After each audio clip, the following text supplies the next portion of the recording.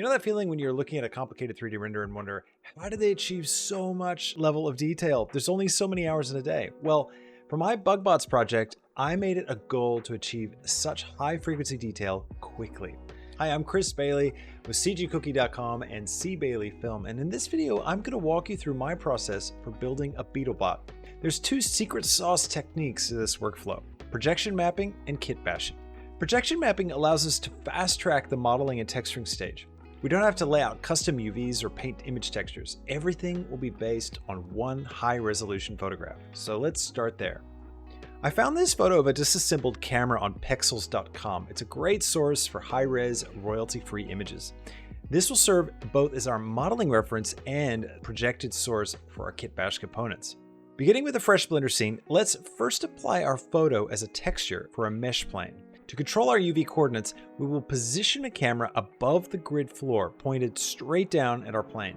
We'll utilize this camera as the projection object for a UV project modifier, making sure to match the aspect settings to our image to correct for any stretching problems.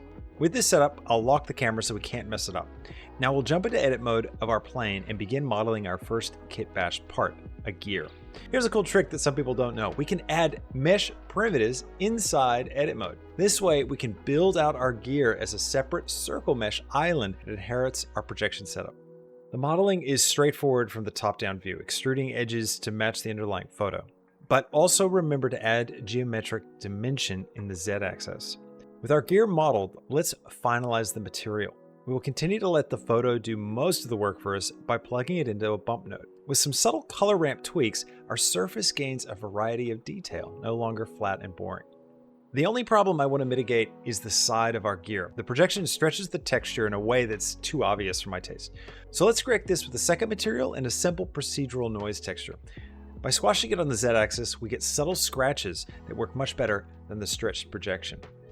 At this point, we're not only done with our first kit bash part, but our parts workflow is completely refined, so we only have to model new geometry that fits the modifier and materials we've set up. This is important for working efficiently. Let's continue with a second, more complex part. This piece is quite interesting to me. Again, beginning with the same projection map plane, we can model however many bits we like. We don't have to model the whole part from the image if we don't want to. Instead, we can pick and choose what's most interesting or whatever is enough for our purposes. Identifying symmetrical parts is another way to keep this process efficient. Though we spend most of our time in the top level, always make sure to give it some Z dimension. Also, remember to add our procedural edge material to the thickened sides as we did with our gear. And that's the second kit bash component finished. How about one more to round out our set? This guy is catching my eye. It's a unique shape to what we've built so far, and it's another step up in complexity. But it includes a lot of cylindrical bits, which are easy to model. Again, we want to identify the most interesting chunks by extruding edges to match the silhouette.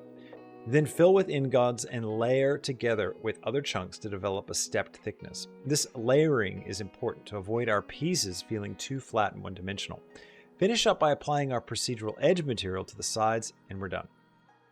Let's move on to modeling specific Beetle parts.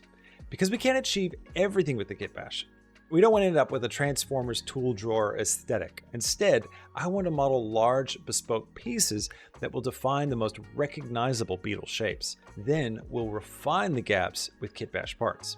There's no secret sauce to these bespoke pieces, just good old-fashioned polygon modeling. Beginning with a UV sphere, it doesn't take much to form the exterior of our Beetle's abdomen, thorax, and head.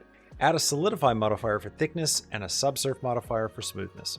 The next bespoke piece is the leg.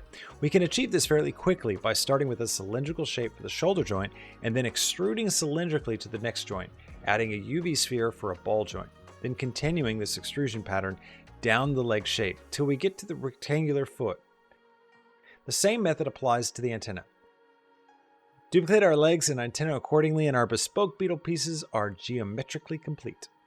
As you might guess, these pieces also require bespoke materials.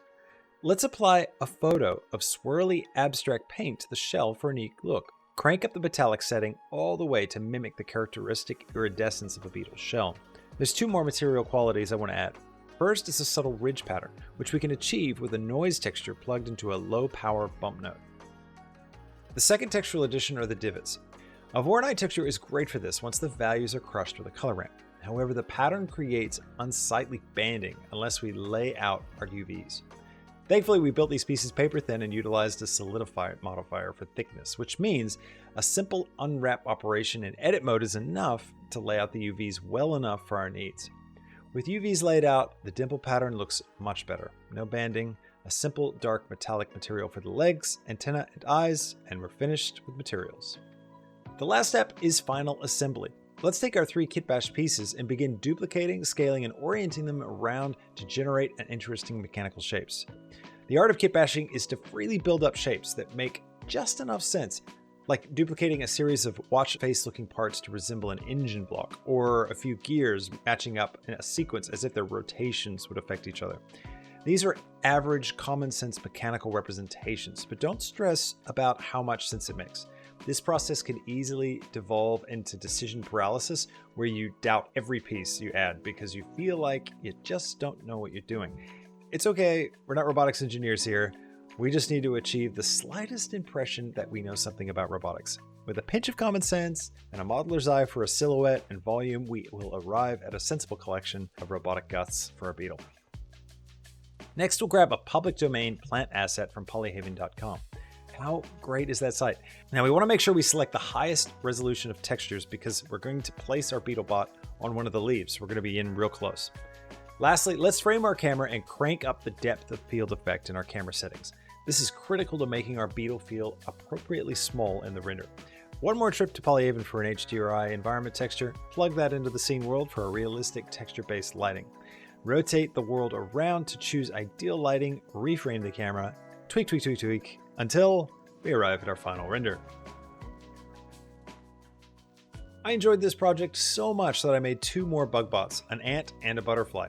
I teach how to make these step by step in the BugBots course, which you can stream at cgcookie.com, where the first chapter is free to watch, or you can purchase as a standalone course from the Blender Market.